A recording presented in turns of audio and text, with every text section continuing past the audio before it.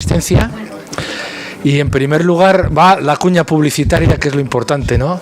Deciros que tenemos la suerte de contar con este espacio Joker, que es la librería Joker, pues la que nos ofrece la posibilidad de que hagamos aquí estas charlas. Y ya, sin más preámbulos, voy a presentar a nuestro orador, ¿no?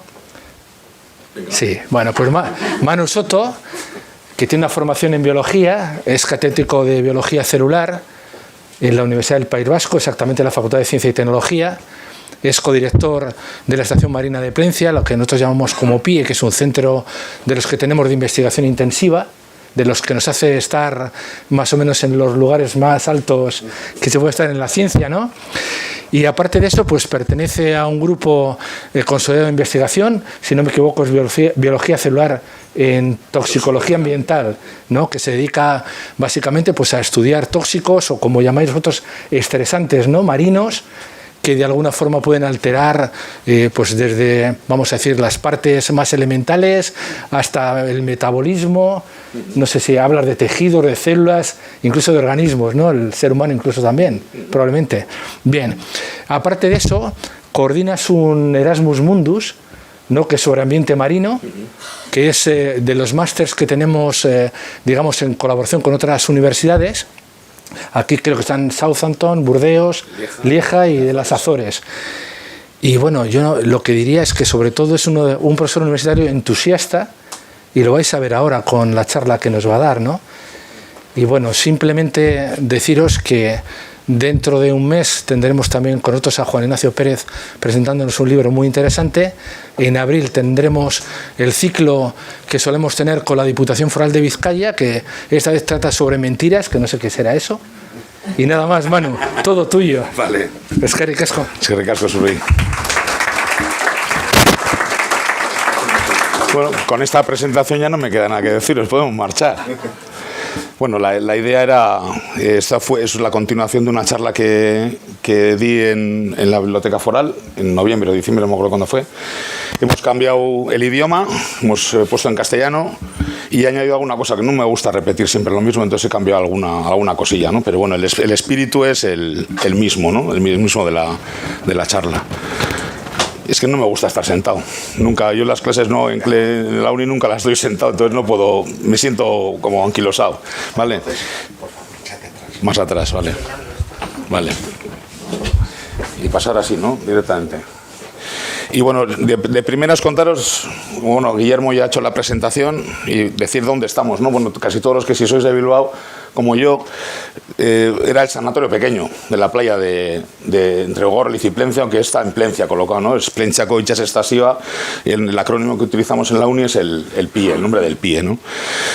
Esto es un poco para que veáis, bueno, es un laboratorio de investigación, queremos o pretendemos que sea de alto nivel, aunque, bueno, tenemos unas instalaciones estupendas, de laboratorios, podemos ir al campo, hacer muestreos, traer el medio ambiente al laboratorio. Y luego también en la parte izquierda de abajo veis que unas siglas un poco raras, MBRC-ERIC, eso es un poco, pues estamos metidos en una infraestructura paneuropea, en la cual estamos trabajando conjuntamente con 24 estaciones marinas de toda Europa. Son 10 Estados miembros y nosotros formamos parte, junto con la Universidad de Vigo y el Banco Español de Microalgas de Canarias, somos el nodo español de esta infraestructura, ¿no? Entonces recibimos mucha gente, exportamos mucha gente para cada estación también en el extranjero y sobre todo tenemos relaciones para poder buscar sinergias de investigación y seguir investigando. Yo siempre suelo decir que tenemos 3 patas en el PIE, ¿no? Una parte es la parte investigadora, la otra parte es la parte de educación. Ha mencionado Guillermo la presencia, bueno, que contamos con varios programas de educación, de másteres de Erasmus Mundus. El MER, que es el que coordino yo en la UPV, el ECT, el INBRC y luego el CTA, que es el local también relacionado. Todo ello está vinculado al medio ambiente marino, a la salud del medio ambiente marino, contaminación, toxicología, efectos biológicos, etcétera, etcétera, ¿no?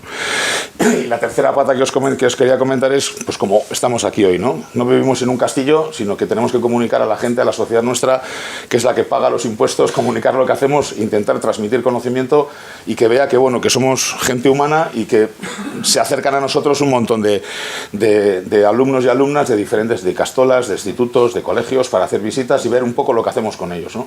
Participamos en la Semana de la Ciencia de la UPV, en la Semana de Lullar, pues todos los que se acercan a nosotros pidiendo sopitas para participar en algún evento de difusión, pues nos apuntamos a un bombardeo y les decimos que casi siempre que sí, ¿vale?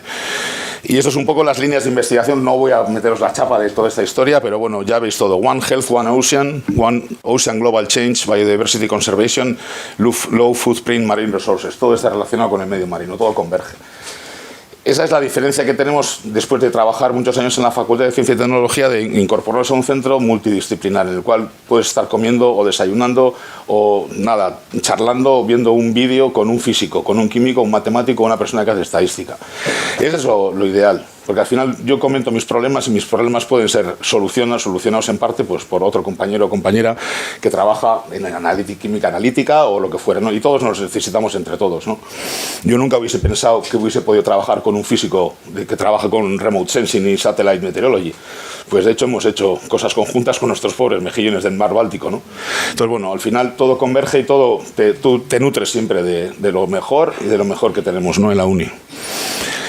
Eso es, océano y salud, ¿no? Las dos caras de la misma moneda, ¿no? Tenemos que intentar que el medio ambiente, conocerlo para protegerlo, ¿no? Y que también obtener de él los recursos que necesitamos de forma sostenible, ¿no? Pero bueno, vamos al grano. Esto es un poco la introducción de la charla y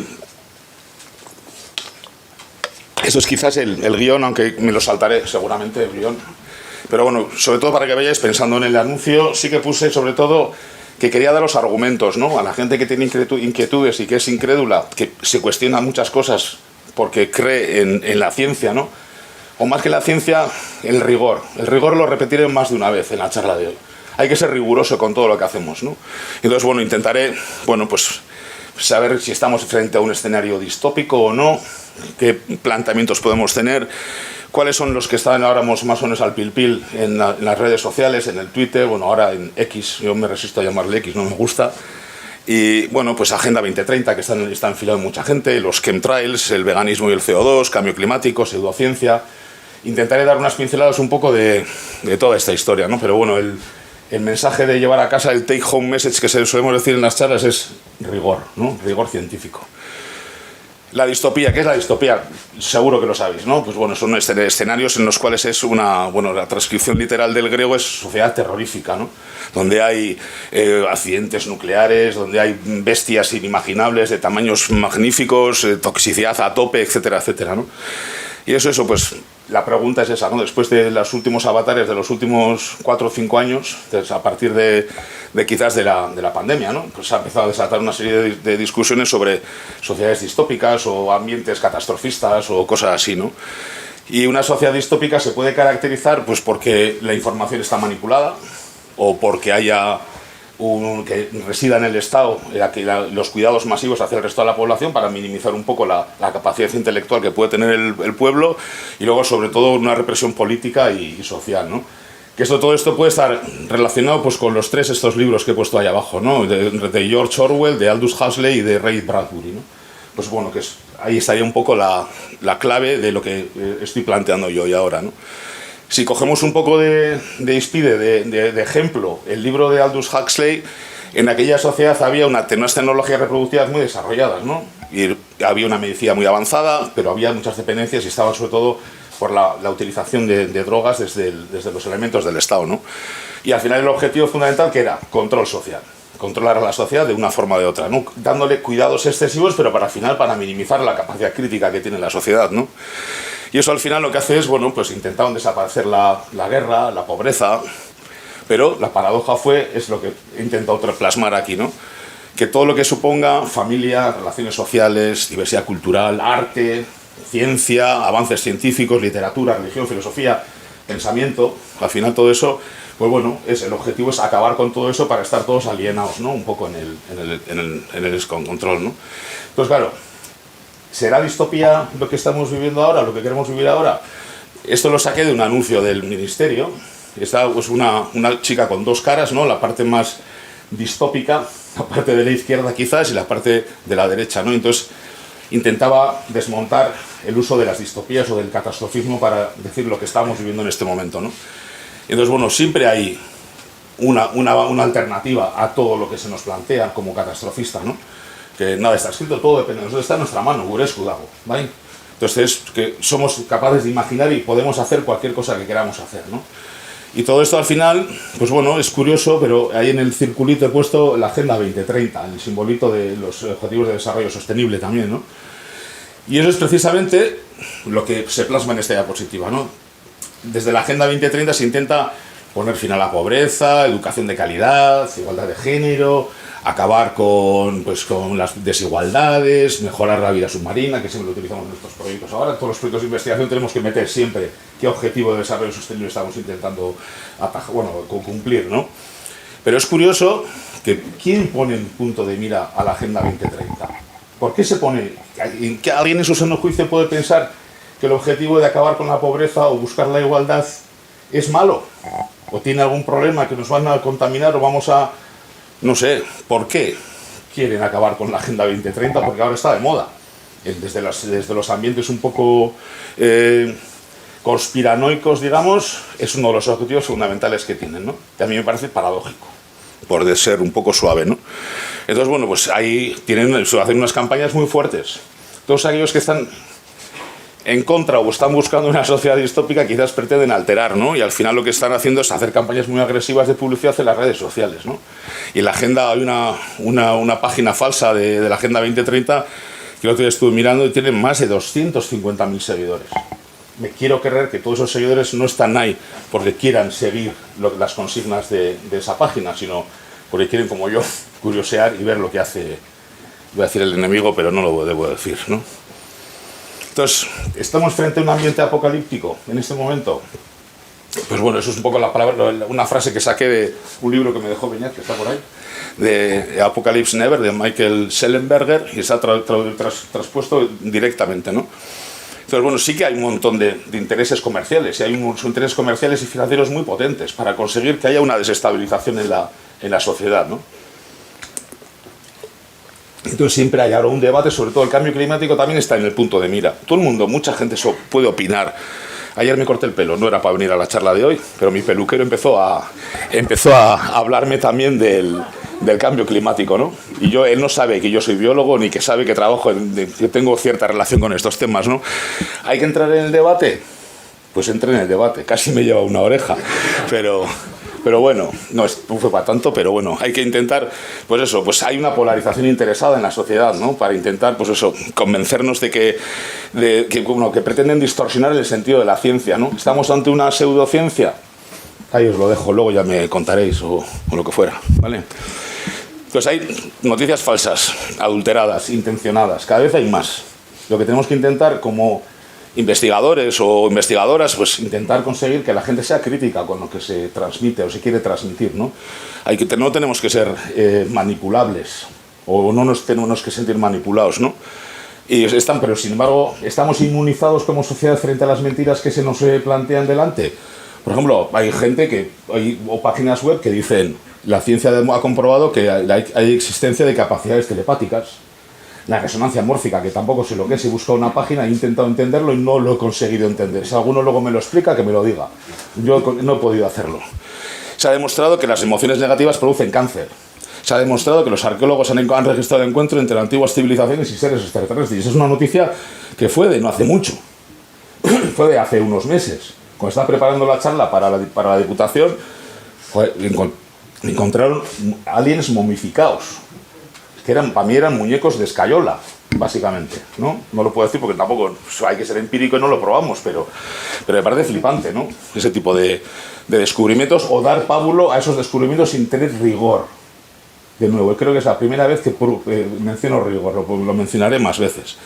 La respuesta es una encuesta que se hizo en un artículo de Conversation, está ahí la referencia. Entonces casi todas las respuestas frente a la telepatía, la resonancia mórfica, cualquier cosa que lo que sea, emociones, arqueología alienígena, anatomía holística, la mayor parte de las respuestas que se encontraron en esas encuestas eran agnosticismo. La gente le da igual, a la gente le da igual. Incluso, bueno, hay mucha gente que se cree la telepatía o que se cree el 46%. Bueno, perdón, eso es al revés. El 23% cree en la arqueología alienígena. Aquí, según cuántos estamos aquí, 80, pues igual puede haber aquí 20 personas que se crean eso, no creo, ¿no? No hay ninguno que se lo crea. No me respondáis. Hay uno atrás que dice que sí. ¿Vale? Entonces, claro, la ciencia, ¿qué papel juega en todo esto? ¿No?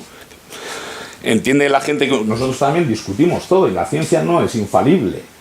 Quizás la ciencia como ente holístico, igual sí, la ciencia que hago yo puede cambiar mañana, depende de los medios que pueda tener, de los equipamientos que podamos tener, de la resolución que puede tener un microscopio con el cual miro. Eso, y no quiere decir que yo haya mentido anteriormente, sino para las condiciones que yo tenía anteriormente, lo que yo he publicado es correcto, aunque también lo es correcto cuando avanzamos en la ciencia. La ciencia siempre avanza. Relacionado, pues eso históricamente ha ocurrido, desde la invención de que Leeuwenhoek utilizó el microscopio que iluminaba con una candela hasta el microscopio electrónico. O el Environmental DNA que utilizamos ahora para ver la biodiversidad de los océanos sin ver ni un bicho, simplemente cogiendo una muestra de agua y viendo lo que hay, el DNA que hay allí, ¿no? Pero claro, todas las respuestas que os he puesto en la encuesta anterior intentaron hacer una correlación con los estudios universitarios de la gente que respondía. Y no hay ninguna relación. Quiero decir que pensaba igual una persona que tenía estudios y otra persona que no tenía estudios. Entonces eso a mí como profesor universitario me parece preocupante. Me parece preocupante. Y eso quiere decir que la formación universitaria transmite comprensión de la naturaleza de la ciencia. Pues igual estamos fallando en algún sentido. Igual no estamos transmitiendo rigor en algunos de los casos, ¿no? Igual no. Claro, porque al final se apoyan o rechazan de igual modo las ideas pseudocientíficas, independientemente del origen o de la formación de la persona, ¿no? Entonces, ¿ante qué estamos, no? Pues creencias, escepticismo, negacionismo, populismo, todos los ismos que se nos puedan llegar a ocurrir, ¿no? ¿Cuál es la estrategia? Difundir información errónea y en muchos casos puede ser tóxica, no tóxico como lo que estudio yo, sino también esto puede ser muy dañino, esa toxicidad, ¿no? Por ejemplo, este es un ejemplo, para mí es un ejemplo muy tonto, pero hay mucha gente que todavía se lo cree. Los chemtrails yo los descubrí hace poco, porque no, o sea, tengo un amigo que es mi fuente de inspiración, entonces siempre que me viene de vez en cuando me viene con un tema nuevo, ¿no? Y este amigo mío me vino nos están fumigando, ¿cómo era? Pues está puesto por ahí, os hemos fumigado, hemos sido fumigados, ¿no? Hemos sido fumigados. Pero claro, ¿qué hay detrás de todo eso? Pues una teoría conspiranoica fundamentalmente, ¿no? Que al final, pues cada vez hay más estelas en el espacio, en la atmósfera, perdón. ¿Por qué? Pues porque cada vez hay más aviones. ¿Y pues, qué es lo que ocurre? Eso, bueno, ocurrió en su momento, aquí sí nos fumigaron, ¿eh? Con el DDT, que bueno, que al final hoy está prohibidísimo en muchos sitios del mundo, sí que utilizaban ahí el DDT para fumigar como ese avión biplano que está ahí, ¿no? Y como en la playa, una playa de, creo que era Long Beach, en Estados Unidos, utilizaban para fumigar a la gente. El objetivo en ese momento era bueno, era intentar acabar con las pestes pues para aumentar la cosecha, ¿no? Y acabar con el hambre en el mundo. Lo que no se dieron cuenta es que acababan con la gente, ¿no? Pues como muchos de los agentes químicos que se utilizan hoy en día, incluso sin estar demasiado testados en el laboratorio, ¿no? Pero al final las estelas se generan, no voy a entrar a explicar la gráfica, pero bueno, al final todo depende fundamentalmente de la humedad relativa que puede haber en la atmósfera. Cuando hay una humedad relativa que pasa del 100%, pasa un avión, entonces un avión que es un calor húmedo, genera un calor y es húmedo, frente a un aire muy frío y muy húmedo, se genera una estela, que luego desaparece cuando se recuperan las condiciones de humedad relativa. Lo que puede permanecer en el tiempo mucho tiempo, en el espacio mucho tiempo, y eso que a la gente le llama la atención, ¿no? Pero bueno, eso lo podéis consultar también en internet, ahí os he puesto algunas de las referencias y cuando saqué la referencia, ¿no? Por ejemplo, el tema de la pandemia COVID también, ¿no? Ahí fue, para mí ha sido el paradigma un poco del intento de conseguir que estábamos ante una sociedad distópica, ¿no? Ante una serie de pronósticos. ¿Se han cumplido? Yo creo que no. Esos pronósticos distópicos que íbamos a acabar todos y bueno, pues que la trama era los gobiernos totalitarios que querían acabar con nosotros, nos querían sojuzgar, etcétera, etcétera. Yo, sinceramente, humildemente, pienso que no. Pero, sin embargo, me pareció interesante porque empezaron a manipular ideas científicas o pseudocientíficas, ¿no? Y nos tocaron un poco la fibra a los científicos, ¿no? Sobre todo porque utilizaron al padre de la PCR, ¿no? A Kary Mullis, que era, bueno, luego fue un personaje, ¿eh? Con el tiempo fue un personaje, ese fue el premio Nobel de Química en el año 93 y fue el que puso el que dio el impulso necesario utilizando una enzima, la polimerasa, de una zona en la que había mucho calor, que era el desierto de Texas o por ahí, y entonces consiguió hacer unas reacciones en cadena para poder hacer las duplicaciones del DNA y conseguir al final tener la posibilidad de aumentar y amplificar las señales de DNA que podemos encontrar en cualquier sitio, ¿no? Y eso es lo que se ha utilizado para la detección del virus de la pandemia COVID, ¿no? Pero claro, utilizaron a este hombre, bueno, pues si es que este hombre murió en el año 2019 y estaban diciendo que este hombre estaba en contra, que no se creía, incluso lo que él mismo había descubierto, que era la capacidad que tenía de aumentar y amplificar la señal del DNA, ¿no? Pero al final, claro, este sí era un personaje porque encima este hombre no creía, por ejemplo, que el virus VIH fuera el que generaba el SIDA, o sea, era un negacionista en ese sentido, no negacionista de la PCR, ¿no? Y que tampoco creía en el cambio climático. Precisamente utilizaron eso, tergiversaron un poco sus palabras. Un discípulo suyo que se llama John Lauritsen, que decía una cosa que para mí es un oxímoron. Ya vale, el PCR es capaz de detectar secuencias parciales, pero no la secuencia total de un organismo. Y eso es incierto total, ¿no? Desde mi punto de vista, ¿vale? Pero bueno, al final lo que consiguen es intentar utilizar la ciencia de modo parcial para hacer creer, bueno, que estamos ante una sociedad distópica o conspiranoica, ¿no? Faltando al, que es la palabra que os he dicho al principio, rigor, ¿vale? No estamos libres de culpa, y esto yo tengo que reconocer, esta parte de la charla a mí como biólogo me avergüenza,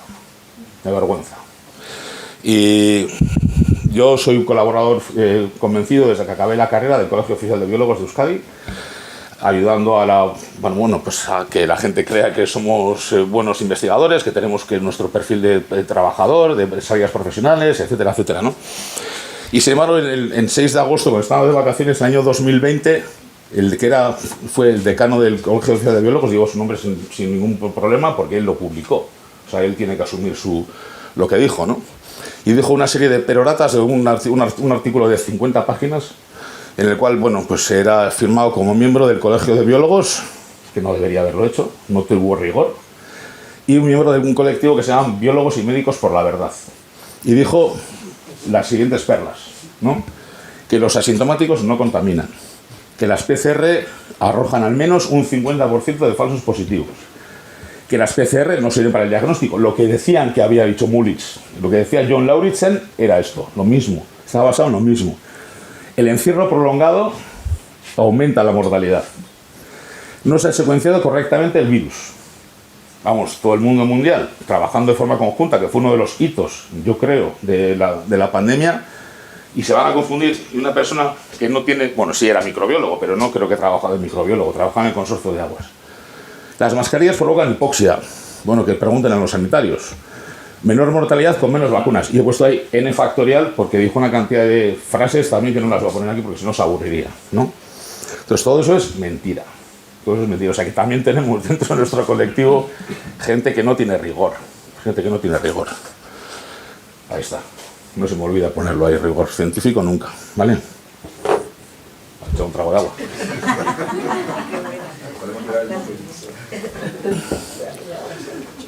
¿Me vais siguiendo? Sí. Bueno, las preguntas dejamos para el final, pero si alguno tiene alguna cosa o tal, que me diga, ¿eh? Yo no estoy dando una clase de la uni. Estoy entre amigos, creo. Vale, seguimos. Otro punto que está muy de boga hoy en nosotros, ¿no? en esta sociedad, ¿no? El veganismo, ¿no? He puesto, ¿el veganismo es sostenible? Bueno, yo no voy a decir ni que sí ni que no.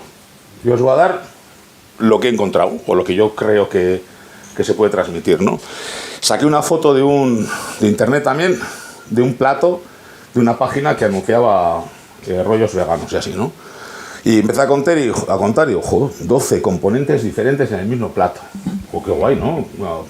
Un bodegón muy bonito, mucho color, etcétera, etcétera, ¿no? Pero empiezas a mirar los productos que hay ahí, o bueno, en este caso, pero en otros, la época en la que no coincide.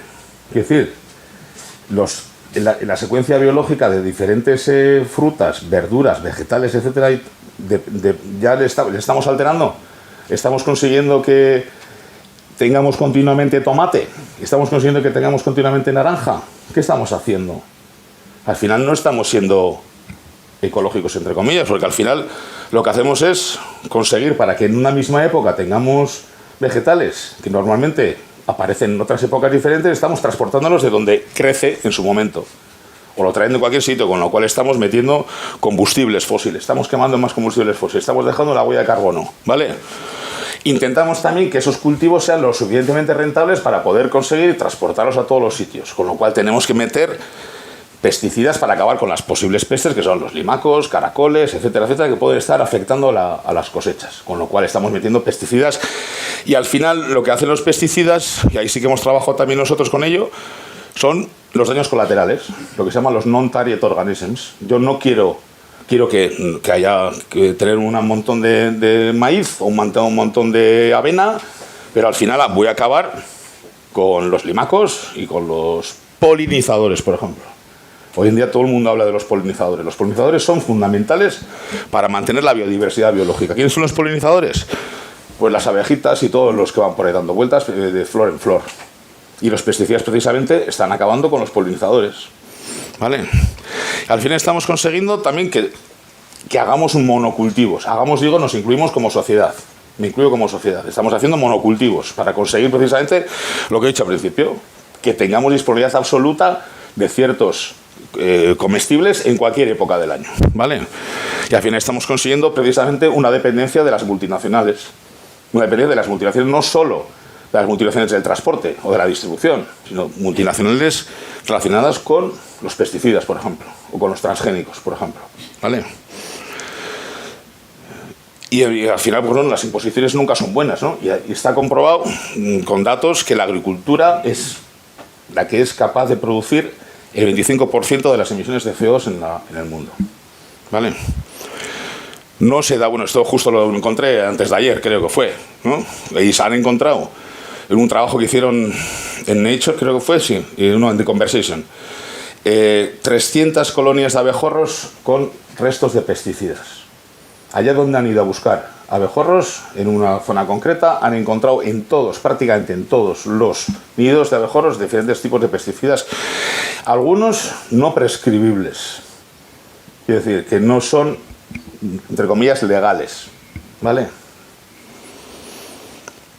Otro punto. Luego yo os estoy dando píldoras, para cuando luego discutéis con algún conocido o conocida, que tengáis argumentos, ¿vale? Que argumentos y que tengáis rigor. El metano. ¿El metano es causante del cambio climático? Pues sí, claro que sí. No sé, lo puse para el anuncio de la charla también, los pedos de las vacas. Pues no. El problema no es que aumente. Bueno, aquí en este gráfico lo que he encontrado es que la cabaña de ganado bovino mundial está disminuyendo y sin embargo las emisiones de CO2 están aumentando, con lo cual si hacemos una correlación no va a haber una muy buena significancia, ¿no? En ese sentido, ¿no? Y al final, claro, los pedos no son los responsables, porque si cualquiera que sepa un poco de fisiología de vacas o de rumiantes sabe que precisamente lo que se emana son los eructos, las corroscadas, ¿no? Y lo que puede estar en las heces, no son los pedos de las vacas. Todo el mundo habla de los pedos de las vacas. Incluso, seguro que habéis visto algunos artilugios que les ponen a la vaca encima con un depósito, con un tubo que les meten por el ano para conseguir aprovechar el metano y hacerlo como energía. Hombre, por favor, no seamos un poco rigurosos, ¿vale? He hecho unos cálculos de, bueno, pues un poco lo que puede suponer los números, ¿no? Entonces, una vaca está estipulado, no sé si yo creo que es cierto, creo que era, no sé, una página institucional creo que era, 200 gramos de metano por día, lo que supone en equivalentes de CO2 son unos 5 kilos más o menos, más o menos. Si cogemos todas las vacas que hay en el mundo, que según varias fuentes que he intentado recopilar, son 1.500 millones de vacas. 1.500 millones de vacas. Me han parecido pocas, pero lo que ponía en una página web. Al final tenemos 100 millones de toneladas métricas de metano, que pueden ser en equivalentes 2.500 millones de toneladas métricas de CO2. Más luego, todo lo que se genera con el transporte del material, de las chuletas, de lo que fuera, al final está estipulado que de las vacas son capaces de producir en equivalentes de CO2 5.000 millones de toneladas métricas. 5.000 millones. Claro, según unas proyecciones del IPCC, que es el panel internacional de expertos contra el cambio climático, los combustibles fósiles son responsables de 50.000 millones de toneladas. Estamos hablando que la ganadería, en este caso, aporta el 10% de las emisiones de CO2. Si descontamos lo que se puede producir con los piensos que se les da a las vacas, nos quedaría la mitad. De tal forma que al final los no pedos de las vacas producen el 5% de las emisiones de CO2 a la atmósfera. No digo que sea bueno o que sea malo, es lo que yo creo que es, ¿vale? Y la agricultura, sin embargo, como os habéis puesto en la diapositiva anterior, es cerca del 25%. Quiero decir, la respuesta, si el veganismo o la agricultura intensiva es sostenible, la tenéis vosotros y vosotras, ¿vale? De nuevo, ¿vale? Que resulta que el CO2 no es problema. Mi peluquero me decía ayer, sin saber que yo era biólogo, como os he dicho antes, esos son ciclos. Es lo que pone en la red. Son ciclos, ya, pero esos ciclos, la velocidad de esos ciclos se está aumentando. La frecuencia cada vez es más pequeña. La presencia de esos ciclos es cada vez más cercana de unos de otros, ¿no? Y entonces, claro, al final la permanencia del CO2 en la atmósfera es mucho más alta que la del metano. Pero, sin embargo, al metano se le atribuye 1/3 del efecto invernadero, ¿no? También os he puesto ahí, ¿no? El metano es un poderoso productor de altas temperaturas. En 20 años es 83 veces más potente que el CO2. Sin embargo, su permanencia es corta, desaparece muy rápido de la atmósfera. Si acabaríamos con las emisiones de metano, dentro de poco tiempo no habría efecto. Sin embargo, el CO2 permanece mucho más en el tiempo, permanece muchísimo más en el tiempo. Y es lo que luego, por ejemplo, no se degrada, tiene que ser absorbido por diferentes sumideros, que son terrestres o marinos en este caso. Y eso produce, lo que luego os comentaré alguna cosa, produce acidificación del medio. Que eso puede producir diferentes efectos biológicos en la fauna marina, ¿no?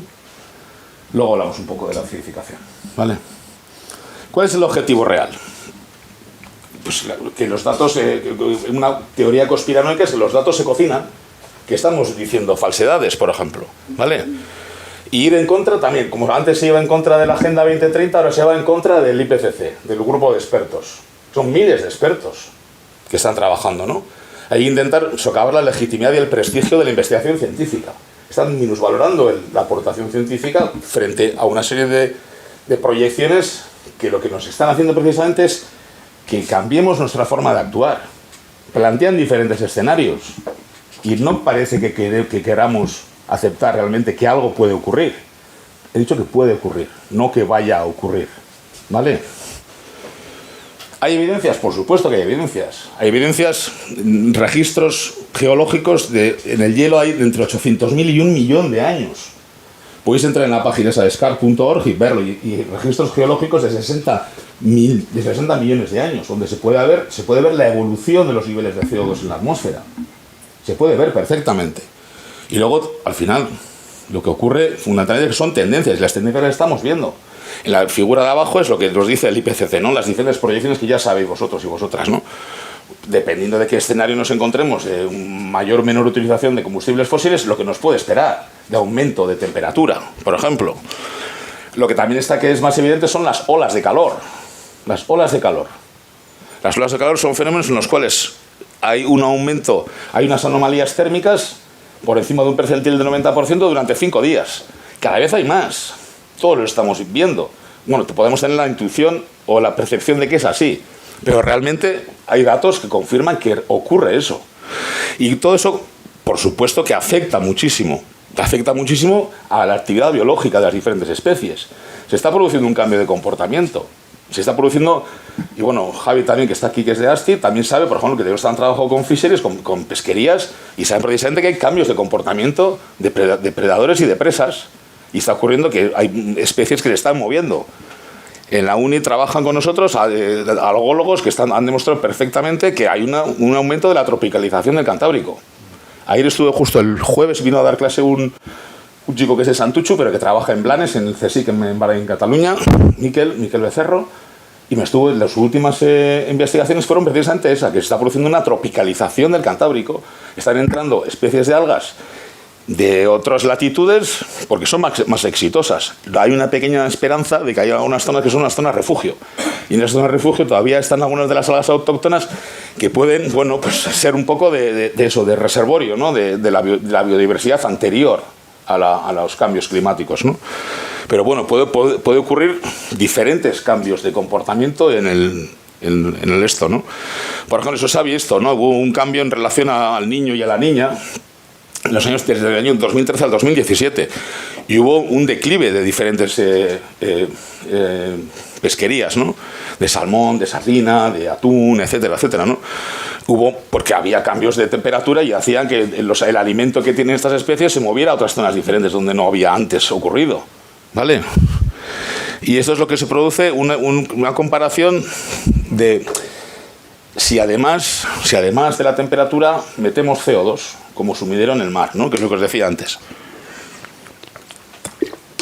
En la mitad izquierda es un poco el ciclo que tiene el CO2 cuando hay el pH del agua del mar es relativamente neutro, como es normalmente, ¿no? 8 y pico, puede ser, ¿no? Entonces el CO2 se disocia en diferentes formas químicas, de tal forma que al final quedan los iones carbonato, que son los realmente esenciales para la vida de multitud de organismos, sobre todo aquellos que tienen concha, ¿no? Entonces hay un ciclo, entonces hay un aumento de la disponibilidad de carbonato y al final se crea concha y bueno, pues están los corales, los mejillones, las ostras, etcétera, etcétera. Sin embargo, si bajamos un poquitín el pH, lo que ocurre es que ese equilibrio que hay entre las diferentes formas de carbono se rompa y entonces que haya menos iones carbonato libres. Si hay menos carbonato, los mejillones y los pobres no pueden hacer concha o hacen menos concha, son más pequeños. Un efecto que se está produciendo es que los mejillones, ostras, caracoles, corales, etcétera, etcétera, están perdiendo tamaño. Están perdiendo tamaño porque no tienen disponibilidad de calcio, debido fundamentalmente a la presencia de la acidificación del medio. Puede reducir o aumentar la presión de la sangre de los peces, se llama hipercapnia, reduce el tamaño. Las mudas es cuando el exoesqueleto que tienen los crustáceos, ¿no? Entonces hay un momento en el cual para crecer tiene que desprenderse de la concha o del caparazón, de la cáscara, ¿no? Para poder crecer. Entonces eso tiene un mecanismo muy rápido, porque si no quedan desnudos frente a los posibles predadores y pueden desaparecer. ¿Qué ocurre cuando hay menos carbono, menos carbonato? Al final lo que ocurre es que no tienen tanta disponibilidad y pueden estar mucho tiempo desnudos y son muy vulnerables a la captura, a la presa, ¿vale? Entonces pueden desaparecer, ¿vale? Y luego además hay problemas de contaminación. La contaminación se amplifica con la bajada de pH, muchísimo más, con lo cual los efectos biológicos del cambio climático, o sea, del aumento de temperatura, pueden estar relacionados con la presencia de CO2, la acidificación del medio y aumentar muchísimo más los efectos tóxicos de que pueden producir los contaminantes. Esto es rigor, ¿vale? El nivel del mar continúa subiendo desde hace un montón de tiempo. ¿Es catastrófico? Todavía no. Hay en la página web, no sé si funcionará, supongo que sí, es una simulación que han hecho ahí va, me he ido para allá. Una página, si consigo.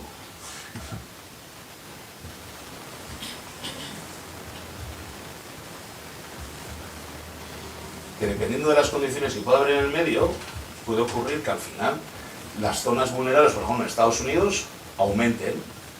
A ver si consigo. Grande. A ver. Si conseguimos jugar un poquito con la vulnerabilidad o con la subida del nivel del mar, ya vais viendo que la vulnerabilidad de las diferentes zonas costeras puede cambiar y aumenta, porque son zonas absolutamente inundables. No. Ah, perdón. Pero a ver, ¿cómo hago eso? Yo estoy viéndolo perfectamente. No, estábamos oyendo. Ya. ¿Cómo puedo sacar eso? Porque si no, no lo saco. Vale, tranquilo, déjalo. Pero bueno, os quería enseñar una simulación que había en las costas de Estados Unidos, la costa sur. Entonces, en relación, tú puedes jugar con una escala. En la página está puesta, o sea que si alguno tiene curiosidad lo puede ver en casa, ¿eh? Vas subiendo un poco la vulnerabilidad y vas viendo cómo las zonas se van aumentando mucho la inundabilidad y para ver un poco el riesgo, ¿no? Y eso que están utilizando muchos gobiernos sobre todo para intentar establecer medidas de mitigación en las zonas costeras, ¿sabes? Ver aquellas zonas que son vulnerables, intentar buscar soluciones basadas en la naturaleza para poder minimizar el efecto de la subida de los niveles del océano. también mi amigo, cuando alguna vez vamos a tomar unos potes el domingo a la mañana, me dijo un día, echó al chacolí le echó un hielo. Y estuvo un rato viendo cómo se deshelaba el hielo y no caía. Dice, ¿no ves? No hay problema. Aunque el hielo se deshiele, no aumenta el nivel del mar. Y es verdad, el chacolí, al deshelarse, no se desparramaba del vaso. Qué astuto, ¿no? Pero sin embargo, claro, ¿y la densidad qué? Vale, eso puede funcionar cuando tienes un vaso de agua o de chacolí o de lo que quieras, o de verdejo, que es lo que debía él, ¿vale? Pero si estamos en el medio marino, al final hay un problema de densidad, porque el hielo flota y ocupa más espacio que el agua. El hielo flota y ocupa muchísimo más espacio. Cuando tienes un vaso de agua y le echas un hielo, según Arquímedes, se desplaza el mismo volumen que la pieza que has metido. Si son 10 gramos, pues al final son 10 centímetros cúbicos, poco más o menos, porque está prácticamente sumergido en el vaso de vino o en el vaso de agua. En el caso del agua marina, flota un poco más, con lo cual no desplaza el mismo volumen, pero cuando se derrite sí, con lo cual estamos añadiendo casi un 3%, un 2,6% más de volumen de agua cuando produce el deshielo en una zona que sea agua marina, agua salada, ¿vale? Hay que creer en la ciencia, no en las conversaciones de bar, ¿no? También es diferente si es el polo norte o es el polo sur, ¿vale? Eso fue una conversación que tuve también con Beñat y con Santi después de la última charla, que yo no la había metido en la última charla. Claro, el polo norte es una masa de hielo y el polo sur es una masa de tierra cubierta de hielo, con lo cual los procesos de deshielo son muy diferentes uno de otro. El deshielo no afecta solo la subida del nivel del mar, sino cambia la salinidad del agua, ¿vale?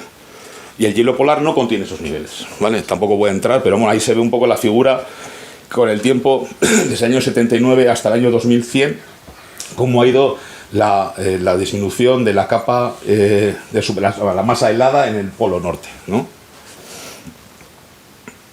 Otro ejemplo. Este en el caso tampoco va a ser todo negativo. Yo soy optimista patológico por naturaleza. Entonces, bueno, sin embargo, la capa de ozono, lo que ha ocurrido con la capa de ozono es un ejemplo para el optimismo.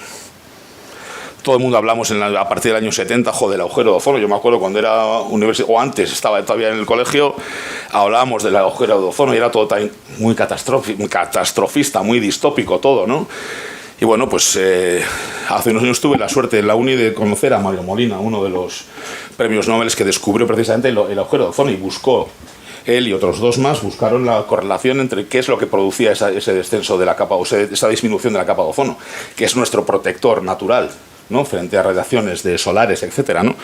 Y era fundamentalmente los clorofluorocarbonados, que gracias a eso se prohibieron, bueno, primero en Suecia, en el norte, y luego a partir de ese momento se prohibieron en el resto de Europa en el año 89.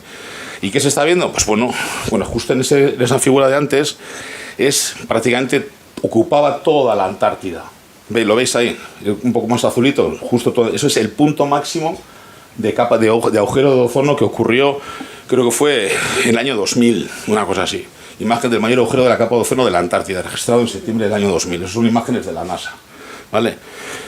Y sin embargo, atendiendo a la Organización Meteorológica Mundial, la capa de ozono está recuperando y si encima se recupera tanto la capa de ozono, puede ayudar a minimizar los efectos de subida de temperatura hasta casi en 0,5 grados centígrados, con lo cual es importante también mantener todo eso, ¿no? Vale, más. También no me quiero meter tampoco con los periodistas, perdón, pero bueno, también la ciencia y la comunicación son claves. Necesitamos de que haya periodistas implicados, pero también tenemos que conseguir que los científicos no seamos activistas, porque podemos perder objetividad. ¿No? Eso, algún estudio de Nature Ecology and Evolution decían eso, que había evidencias de que había gente que perdía la perspectiva cuando el tema el cual estaba investigando era el tema de su militancia naturalista, ¿no? Entonces con eso hay que tener también cuidado y también hay que ser riguroso. No solamente hay que decirlo a los demás, sino a nosotros mismos. Hay que mirarse al ombligo un poco, ¿no? Sí. También eso. Hace poco esto también ocurrió el año pasado, justo un poco antes de la charla que di en Diputación. es cierto que se dio la noticia de que realmente pasaba un asteroide potencialmente peligroso cerca de la Tierra. Cerca. Cerca. Si pasó a 2,3 millones de kilómetros, quiere decir que es la distancia entre la Luna y la Tierra 6 veces. Quiere decir que está bien informar, pero hay que informar de forma correcta, hay que ser riguroso, ¿vale? Yo agradezco ese tipo de comentarios, pero bueno, no hay que producir tampoco miedo en la población, ¿vale? Eso es otro misterio que ha ocurrido en las últimas semanas, ¿no? No me quiero meter con nadie, ni con los políticos menos, pero la ciencia y la comunicación es clave. La ciencia, la divulgación, el trabajo, etcétera, ¿no? Y los políticos no respondáis. Pero esto es también otro misterio que ocurrió, ¿no? Ya todo el mundo habéis oído en prensa el tema de los pellets, ¿no? De que ocurrió en Galicia, el accidente de los pellets. Y se montó un Cristo terrible, se llamó a la mesa de emergencia ambiental de Euskadi, en Galicia también, bueno, al final se mezcló el rollo político con el rollo ambiental, y ahora no hay nada. Yo estuve como 10 días respondiendo a la prensa, a la radio, ahí estoy recogiendo pellets que había en la playa de Plencio, debajo del pie, pero esos pellets ha habido toda la vida. Yo recuerdo desde chiqui que iba a la playa, había esos pellets, esas bolitas de plástico las ha habido siempre, básicamente, ¿no? ¿Quién se ha llevado los pellets? Porque ahora no hay. Igual es un expediente X, Alfonso. Vale, y bueno, estoy acabando, ya nos va a meter más el rollo, pero bueno, lo que tenemos que intentar es... Este es un ejemplo, ¿no? Que se me ocurrió también el otro día, ¿no? Pues la vacuna antigripal que hace Osakidetza o que aporta Osakidetza es fundamental y está muy bien vista por toda la población. Ayuda, ¿no? A la gente más vulnerable, a los mayores, etcétera, etcétera, ¿no? ¿Por qué no tuvimos la misma perspectiva, la misma percepción cuando tuvimos que vacunarnos con el COVID, ¿no? Lo que tenemos que intentar es, y acabo, es intentar conseguir una sociedad más incrédula, una sociedad que plantee, que sea menos proclive a aceptar la información y las prácticas perjudiciales, que intente ser crítica, para tomar las decisiones más adecuadas sobre su salud, sobre el medio ambiente, sobre otras cuestiones importantes que nos va la vida en ello, quiero decir, ¿no? Por lo tanto, mi consejo, el mensaje de llevar es, bueno, pues intentar entre todos y todas ser proactivos, detectar las mentiras pseudocientíficas que nos acechan, hacer seguimiento de cómo va. Nosotros hacemos seguimiento de la contaminación, muestreando mejillones cada X tiempo o en la playa, etcétera, en nuestra costa, ¿no? Pues seguimiento de eso. Intentar con todos los medios obstaculizar la diseminación de esas noticias o de esas mentiras pseudocientíficas, basándonos siempre en lo que está puesto en rojo y en todas las diapositivas, en el rigor científico. Y creo que no tengo nada más que decir. Muy bien.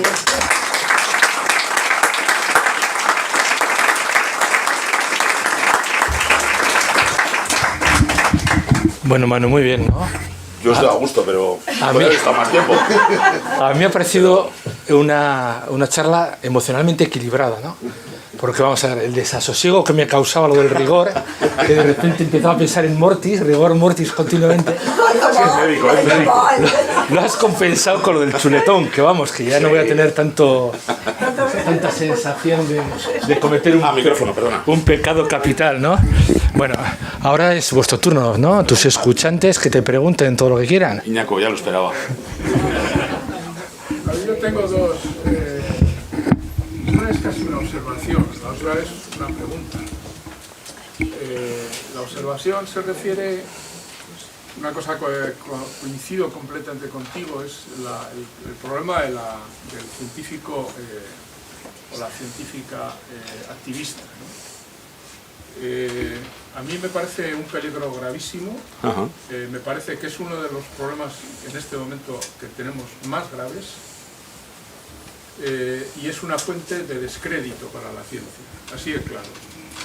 Y por eso te pregunto, ¿qué te parece el movimiento Science Rebellion? No conozco mucho, ¿eh? No es porque me quieras caquear de la pregunta, ¿eh? Pero explícame un poco. Es un conjunto de científicos y científicas que han decidido pronunciarse como tales políticamente. Y actuar políticamente pronunciándose como científicos y científicas en nombre de la ciencia.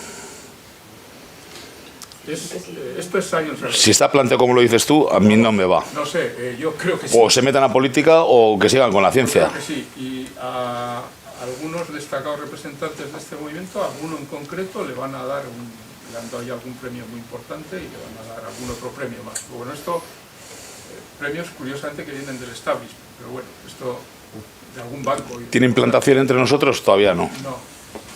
¿Quién? El movimiento este. Tenemos gente en la universidad. Sí, sí hay. Sí, tiene un poco de implantación, ¿no? Tenemos. Esta es una pregunta. Y la otra, hay una cosa en la que no estoy de acuerdo contigo, cuando dices que hay que ser incrédulos.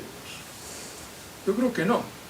Porque incrédulos ¿frente a qué? ¿Frente a lo que te dice la consejera de salud?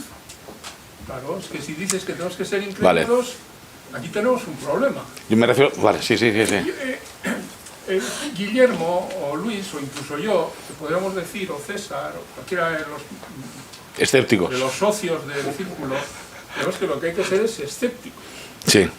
Pero realmente es posible. Yo tengo muchas dudas, porque ¿quién aporta el criterio? O sea, ¿qué decía el cantante este? ¿Qué decía? Él hablaba en nombre del escepticismo. Ah, Miguel Bosé. Vale. Sí. Sí. Aquí tenemos un problema muy grave de marcación, de criterio de demarcación. Y la comunidad científica no es capaz de establecer un criterio de demarcación. Y en parte, esa incapacidad me parece que tiene su origen precisamente, por un lado, en el fenómeno científico activista, y por otra parte, en el científico Torre de Marfil, ¿no? Yo no sé cómo salir de ese laberinto, sinceramente. Y ya. No sé, esto igual era una mini ponencia, ya lo siento. Pero vas calentando para marzo, ¿no? No, marzo vamos a hablar de otras cosas. Perdón. A mí cuando has dicho que tenías dos opciones, una que estabas de acuerdo conmigo, me estaba dando miedo la segunda parte porque me imaginaba que no ibas a estar de acuerdo. Pero al final igual ha sido una cosa de formulación mía. Quiero decir, la incredulidad que pongo yo es lo que dices tú, es escepticismo. Podría cambiar la frase esa que he puesto de incredulidad, una sociedad incrédula, por una sociedad escéptica. Entendiendo el escepticismo como que algo que te mueve a conocer y a saber y a buscar la rigurosidad en la fuente. Es cierto lo que dices tú, que al final, ¿quién tiene que garantizar ese rigor? Claro, es que hay, perdona, no, sí. Pues es un problema que yo intervenga así algo que no es ninguno. Pero has hecho una afirmación al comienzo de la charla que ha podido pasar desapercibida, porque es muy importante. Tú te has referido a análisis de toxicidad hechos en no sé qué condiciones o de qué forma, ¿no? O sea, de manera que hay una serie de productos que pueden ser tóxicos, pero que no están catalogados como tales porque la manera en la que se hacen los análisis no permiten. Esta es una afirmación tremenda, porque arroja, o sea, un jarro de agua fría enorme sobre esta posibilidad de ser escépticos racionales. O sea, porque yo también soy de la opinión de que a las autoridades hay que darle un cierto crédito. Claro, es que si no le damos crédito a las autoridades, ¿a quién le damos crédito? Yo prefiero darle crédito al ministro de Sanidad que a Miguel Bosé. Hombre, yo también no tengo ninguna duda. No, pero ¿por qué le doy crédito al ministro de Sanidad si luego resulta que el ministro de Sanidad no me garantiza que los análisis de toxicidad se hacen? Lo que quiero decir con esto es que tenemos un problema en la comunidad científica de criterio de marcación, esto lo he dicho antes, pero también en la vinculación entre la ciencia y la política, porque la política tiene sus razones. Tiene sus razones. Y ahí, o sea, lo que has dicho en los análisis es tremendo porque es verdad. Y es así. Porque es verdad. Porque cuando se dice tal sustancia tiene estos efectos, el LT50, o como lo hagáis, que ya no sé cómo se llama eso, el LT50 es tal, la de tal producto... Dosis letal 50%. Sí. Ya, pero es actuando él solo. Sí. ¿Lo has combinado con todos los posibles estresos que tienes? No, ¿verdad? No. Pero estamos sometidos a un pool de estresos. Y esto, la autoridad política no lo quiere reconocer, no quiere regular en ese sentido. Y ahí tenemos un problemón. Sí. Eso nos ocurrió... No. Pero es que, claro, yo tengo cada vez más problemas con mi condición escéptica. O sea, soy escéptico de mi escepticismo. Sí. Bueno, de todas formas, vosotros trabajáis en toxicidad en ecosistema, es decir, no en cosas muy concretas, ¿no? Sí, Es una visión... sí, muy concreto. Sí, pero, sí. pero una visión más global de... No. Trabajamos hasta incluso in vitro, utilizando mortalidad celular. O sea, traes un poco, pues lo que dice Iñaco, ¿no? Al final intentas ser, pues, claro, hay unos ensayos estándar que son los que están estipulados por normativa y que son los que son normativos, por así decir, ¿no? Y claro, es un ensayo lo que dices tú, pero claro, en el medio ambiente las variables son N. Y hay un montón de estresantes que pueden afectar al dato final para poder tomar una decisión política o normativa, ¿no? Y muchas veces los datos de la naturaleza no se consideran rigurosos a la hora de tomar ciertas decisiones, que es el problema grave que hay. Cuando tienes, por ejemplo, un problema como el vertido del Prestige, que estuvimos trabajando desde la UNI un montón en ello, hubo conciencia del problema hasta que desapareció el galipó, o el chavapote, como se dicen, ¿no? A partir de ese momento los políticos no consideraron que era suficientemente importante investigar sobre ello, ¿no? Y dejaron de financiar la investigación. Entonces, claro, cuando nos venían a nosotros al laboratorio, todavía no estábamos en Plencia, decían, ¿cuál es el impacto que ha producido el Prestige? Y yo, pero serás cara dura, si no has pagado un programa de seguimiento anterior para ver el estado de cómo está el medio ambiente. No has pagado, ¿cómo voy a saber el efecto que hay? Puedo ver si el efecto va disminuyendo con el tiempo, pero el efecto que ha disminuido con el tiempo lo hemos conseguido gracias a nuestros propios fondos, porque los gobiernos cortaron la fuente de financiación, y todavía seguimos muestreando. Incluso desde Asti se sigue muestreando, se muestrea toda la costa. Y esas series históricas son las que dan valor para poder luego aportar datos para que haya una gestión ambiental correcta, ¿no? Desde los gobiernos o de los políticos.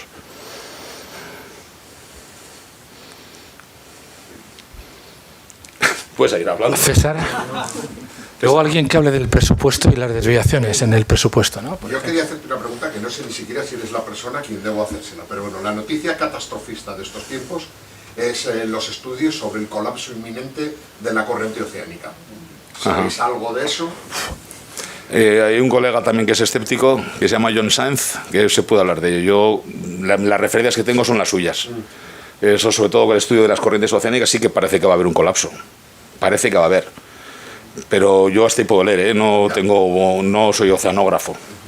Pero sí que se está es un tema que está muy en boga, y realmente si se corta la corriente oceánica puede haber problemas muy graves, sobre todo de temperatura. Y problemas no solo de temperatura, sino problemas biológicos. El esquema ese que he puesto antes de un ecosistema concreto, puede haber esos flujos de reclutamiento, mortalidad, migraciones, conquista de hábitats, pérdida de hábitats, y puede ocurrir relacionado sobre todo con la corriente. Porque las corrientes al final son los que van a marcar la temperatura del planeta. La temperatura del planeta. O sea, no solamente el rollo, o sea, es la interacción entre atmósfera y agua. Eso es lo que es lo realmente importante, ¿no? Pero si le invitase a John a dar una charla sobre eso, yo vengo, porque tiene datos muy buenos sobre eso. Una pregunta. Has comentado un poco toda la situación y, sin embargo, he echado de menos un comentario sobre el plástico. Ajá. Que me parece que es importante. ¿No se oye? Bueno, el plástico. el problema del plástico. Yo tengo un proyecto sobre el plástico, no lo he traído aquí porque no tenemos, tenemos datos. He querido tener una pincelada del plástico, sobre todo con los pellets, que he dicho al final. Al final son los pellets de plástico. Pero sí. Ya hay sí. corrientes, ¿no?, que llevan microplástico, sí. bien detectados. Hay 5 islas, no sé si deberíamos llamarlas islas porque no son islas realmente, que no puedes andar sobre ellas, que están relacionadas con las corrientes oceánicas. Hay 5, relacionadas sobre todo con las corrientes, los giros marinos, marinos, en el norte del Pacífico, en el sur del Pacífico, en el Índico, etcétera. Y eso sí que es cierto, que está documentado. El problema del plástico es más grave que eso. El problema del plástico lo tenemos en todos los sitios. Aquí tenemos, toneladas no, pero tú y yo y Guillermo en la ropa tenemos fibras plásticas. Somos capaces de utilizar plásticos de un solo uso todos los días de nuestra vida. Hacemos un consumo exacerbado del plástico. El plástico tiene su buen uso, pero hay que darle ese buen uso. Entonces tenemos un proyecto de investigación que se llama Plastemer, sobre todo para intentar ver la presencia de plásticos en compartimentos ambientales. Y llevamos ya 3 años trabajando en Urdaibai y estamos analizando muestras reales de mejillones, de ostras, de carramarros, de quisquillas, de agua, de sedimento, de peces. También estamos encargados de la red de varamientos de Euskadi, de cetáceos. Estamos analizando contenido estomacal para ver realmente si hay dentro del contenido estomacal de los cetáceos hay plásticos o no.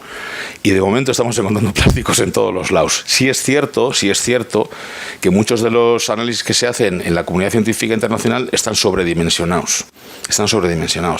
Precisamente porque quizás los métodos que existen para tipificar plástico se basan en digestiones químicas. Hay una digestión química y luego lo que hace la gente es mirar forma, tamaño y color. Y se da un análisis, una estimación de eso. Entonces hemos ido más allá. Gracias a estar en Plencia hemos trabajado mucho con los químicos y hay una técnica que se llama espectroscopía Raman. Y con esa espectroscopía Raman podemos categorizar exactamente si lo que estamos viendo en el microscopio es plástico o no y qué tipo de plástico es. Entonces el 80% de las partículas que hemos encontrado dentro de los mejillones, ostras y tal y cual no son plástico, pero sí que es un problema gordo. Pero depende de nosotros como sociedad, el hecho de intentar evitar que la fruta, una única pieza, esté envuelta en plástico, que tengamos los cardos cortados o los puerros cortados y metidos en una bandeja de plástico. Eso es el verdadero problema. O sea, tenemos que achacar el problema a nosotros mismos y eso requiere un cambio de actitud y de comportamiento, creo yo. Pero va a ser complicado. Va a ser muy complicado, pero Ahí entra los supermercados o las cadenas alimenticias y el transporte del que has hablado, el mantenimiento, ¿no? Sí. Y aislar de totalmente de acuerdo. Microbios y bacterias. No es fácil, pero si ya que el hecho de que nos estemos planteando algo, eso es algo positivo. A mí también algo que me llama la atención y ya puestos que estáis, bueno, no sé si me oyen, aunque tengo la voz potente, los coches eléctricos. Coches eléctricos. Según lo que he entendido, generar esas baterías y mantenerlas y luego reciclarlas es peor que el uso de la gasolina y el gasoil. ¿Dónde está el rigor, no? Porque, claro, o el interés de las empresas, los gobiernos, volvemos otra vez, ¿no? a la política. Sí, es cierto. Quiero decir, no soy experto, pero yo por lo que he podido... Bueno, ¿quieres decir tú? No sé. No. Que las baterías es cierto lo que has dicho tú. Que al final una batería de un coche eléctrico puede durar, con la tecnología actual, 15 años. 10, 15, 20 años y son muy caras. No sé si... Además, luego también la forma de conseguir los elementos que pueden estar metidos dentro de las baterías, ahí nos tapamos un poco los ojos también, ¿no? De dónde vienen, cómo vienen y quién los trae. ¿Y qué hacemos para conseguir esos elementos, ¿no? ¿Bajo qué condiciones está trabajando la gente que está en ciertos países, ¿no? Pero bueno, como vivimos en el primer mundo nos da igual y no miramos, ¿no? Relativamente. Ahí ha sido un poco de ironía. ¿Alguna otra pregunta o le dejamos ya descansar a Manu? No otro problema, Yo quiero, en relación con los plásticos, la ropa. Perdón, Ñaco, ¿cuál? La ropa. En relación con los plásticos, la ropa. Sí. Que parece que la ropa es toda de algodón y de lana. No, son fibras. Son fibras plásticas en un porcentaje altísimo. No tenemos ningún problema para cambiar de ropa una vez a la semana, para comprar prendas a ritmo de 50 prendas al año. Que es una vergüenza, porque es un despilfarro impresionante y una de las fuentes de contaminación más importantes del mundo. Cierto. En plásticos, en agua y en todo, en transporte. Cierto.